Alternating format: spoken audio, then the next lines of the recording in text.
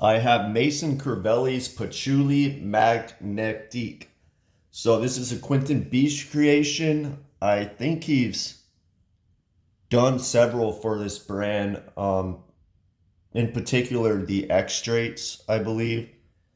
So this one is kind of confusing for me. I think I've figured it out and formed my opinion on it. I've had these samples for I don't know a couple of years or so. It's it's different. It's weird. It's not too hard to describe, but it smells like something, and I kept not being able to figure it out. But I think I figured out how to describe this one. So the brand, I feel like overall it's kind of mediocre at best. I think they overcharge for their extracts, and I've heard from someone that this brand makes like the majority of their money from the extracts, which is ridiculous. I think they're like, I don't know, 500 USD for 100 ml or something like that. And they're not high quality, in my opinion. And, it's kind of unfortunate that people keep buying these extracts because now all these brands are doing the exclusive lines. I mean, look at Diptyque. They went up from, I think their EDPs were already 180 for a 75 ml, whereas their EDTs were like $100 for a I don't know 50 ml, maybe 100 ml is like 130 or something, 140. Then the EDPs go up to like 220, 250, and then Diptyque releases another line for 300 something. So all of these brands keep releasing four $500 fragrances, or 300 to 500, or they keep raising their price, and the quality is not increasing. I don't notice a difference in quality in the line. Maybe they make them stronger because people associate quality with that, but this is definitely something that this brand does, and it's unfortunate. But as far as the scent, yeah, there's patchouli in there, but it's not old school. It starts out ambery patchouli, and there is something slightly animalic in there. It's like this animalic powdery sharpness patchouli, sweetened with this bubblegum vibe. But very soon it becomes something very specific for me, and it is Hubba Bubba Max Bubblegum from what I remember in the 90s or 2000s. It was that rectangular pack with the rectangular big pieces of gum. And, I think it's the white peach. The notes are patchouli, white peach, benzoin, vanilla, gardenia, sandalwood leather. You're basically getting a huge white peach patchouli bubblegum vibe, with a little bit of amber in the base. Yeah, of course, vanilla too. The vanilla doesn't stick out like cooking vanilla or overly designer, but it is in there. But that white peach is massive, and white peach, I guess it reminds me of bubblegum, or maybe there's a bubblegum note in here, but it's really that those big old cubes of 90s, 2000s fruity bubblegum, And I don't know, I just can't do the massive white peach. Uh Overall this brand, to keep it simple, I feel like the iris one is good. The rose one I think is really good.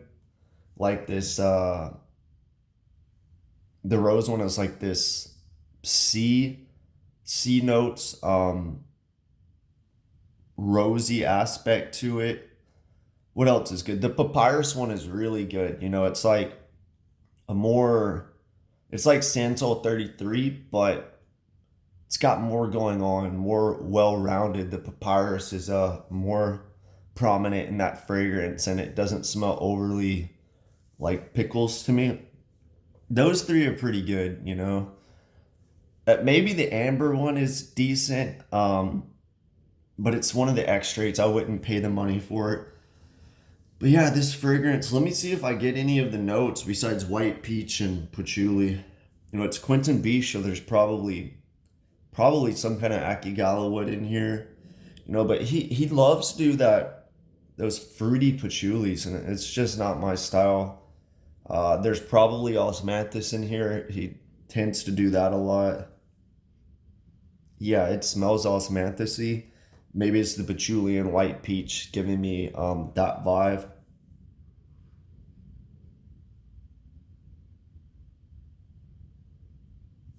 Yeah, I mean, maybe the gardenia, sandalwood, leather, benzoin, it has like a little bit of that in there, just kind of sitting on the bottom, and then there's this big old cloud of white peach that just covers it all into this massive ball that's just radiating patchouli. It's just this big white peach ball with just patchouli kind of attached to it, and then maybe covered with the blanket of vanilla. You know, there's not much more to say to it. It's white peach patchouli that it overtakes the fragrance, in my opinion, and you get this Hubba Bubble Max bubblegum vibe, this fruity 1990s big old chunk of bubblegum, in my opinion. So it's confusing because I feel like, you know, a massive patchouli and